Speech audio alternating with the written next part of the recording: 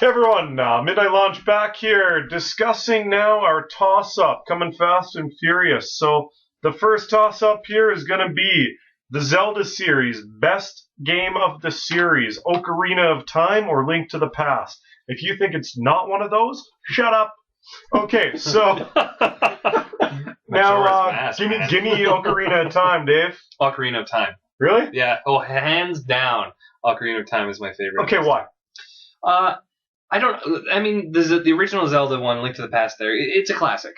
But I really enjoyed the expanded gameplay of the N64, different viewpoints. Yeah, all right. And the gameplay was really, really great. I don't know, it just captured me in a way that the other one didn't. So, Malthe, never playing them, what are your thoughts on Zelda series? Well, the only one that I've really played extensively was Spirit Tracks. So you get to have a train in it, so that's kind of cool. Okay, no, you're done. You're done, all right? I love you, man, but, these two are pinnacles. Midnight Launch now accepting applications. So I'm always an advocate of Ocarina of Time. Now, the other guy I'm talking about, Mervin, he'll always say shit like, Link to the Past, because it was a smaller console, it did so much more with it. It extended the boundaries. It gave you this rich storyline. It gave you this multi-dimensional stuff, which it did. And I'm not saying it was a bad game. It was amazing. I loved it so much. But the 3D element and the worldly interaction and the just captivating multiple storylines, different timelines, everything about that, the fun games. There's so many little side games. I just have to say, definitively we are right. It's Ocarina of Time. Yeah. No all right. Maybe so, yeah. Ooh, shut up. So, next one up, Magic the Gathering versus D&D, Dungeons and Dragons. Dave. I may change my opinion at some point because I've played very little Magic, but considerably more Dungeons and Dragons, so my vote's going to go that way.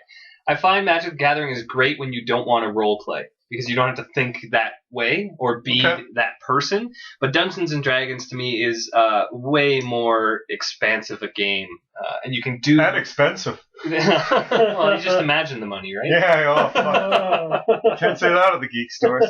All right, now for a guy who used to play Magic and has played, pen and paper RPG, what are your thoughts? It really depends on how much time I have. If I only have a little bit of time to play games, Magic the Gathering. And I'm going to say Magic the Gathering purely because of that. I played Rifts, I played Robotech way back, when I was in junior high and whatnot. Robotech. Yeah, nice. Robotech, way back when. They were good, but it required so much time to play them. Yep. Like, you were looking at minimum, I would say, hour and a half to get through a campaign, depending on who your game master was. And in school, you didn't have that time if you wanted to play. Yeah, that's where we played majority was during lunch. See, for me, in high school, I didn't play. I played it in junior high, so I took a long break in between D&D and Magic. And then now, I gotta say, I prefer the social element of D&D. But as far as thinking goes, I prefer the structure and thought behind Magic the Gathering. So I gotta give it the edge. All right, next toss-up. Which is going to be the bigger hit? Google Glass or Google TV? Davezorz. I don't know. I can't predict this stuff. The one I like more than the two, I think, would be Google Glass. Yeah? I'm going to be that guy. It's such a weird concept. That's the guy with glasses. Yeah, but I want to wear a computer on my face. No, and I think it's pretty cool for myself. I think just from a marketing, implementation, and logistics standpoint, Google TV has far too many incumbent competition between in the US, Comcast, Verizon, Dish, all those sort of things, Direct, who have a lot of agreements and stuff. So Google, as big as they are, they can't just buy out those agreements. In Canada, you're competing against a lot of people who own the content rights in Canada, so there's already barriers to entry, plus the infrastructure that you're fighting behind. I don't think they will fail in it, but I think it's going to be a very slow grow. Google Glass, on the other hand, they're pretty much pioneering it. There's another one on the market. I can't remember off the top of my head. Grambo, who's a friend of mine, posted on my wall, but I think that one is going to take off better. I don't think it's going to be a failure. I don't think it's going to be a resounding success, but I think it has better market penetration capabilities. Malthe? purely because of the fact that I would be able to get my hands on Google Glass sooner than Google TV, it's going to have to be Google Glass. Because who knows how long it's going to be for Google TV to get into Canada. As soon as it's released, or Google Glass is released in the States, it's going to be probably released fairly close in Canada, if not at the same time. Therefore, I'm going to be able to get my hands on it way sooner than Google TV. No, fair enough. And the last one, toss up. Which would you rather attend? E3 or the San Diego. Sorry, I've been drinking again. San Diego Comic-Con. Oh man, that's tough. I'm gonna say E3, which may be a controversial answer, but my reasoning is I want to go to all those press conferences. I want to go to Microsoft's big press event. I want to go to the Ubisoft event. I want to maybe go to Sony. I'm not sure about that one yet. Definitely not Nintendo. But I probably who doesn't like Wii U?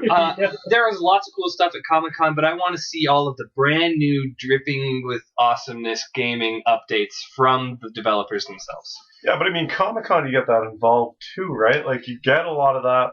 But it's like how many months later? Yeah. You know, I've been watching E3 pretty much every year since probably for the past 5 years on, G4 back before they decided to pull the plug on that. Yeah.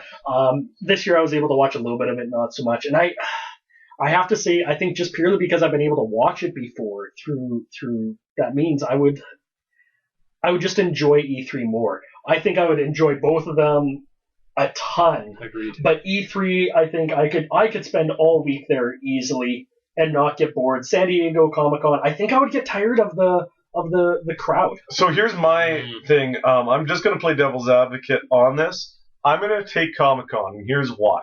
Because it is more grassroots. It isn't about the corporate world, which is ironic because I'm the biggest right-wing guy you'll know. But it's, you can watch the podcast for the Xbox stuff. You can watch all that. The experience of E3 you can capture for the majority on social media, on the net. You can't capture like the wonderful interactive social element of all the geeks uniting at a Comic-Con that that's a first-person experience. You need to be there. You need to experience Deadpool putting the hand of a little child in the hand of a guy dressed as Pedo Bear. Like, that's the best YouTube clip that I've seen recently. It's absolutely hilarious. I thought you were going for the touching moment, not the touching moment. And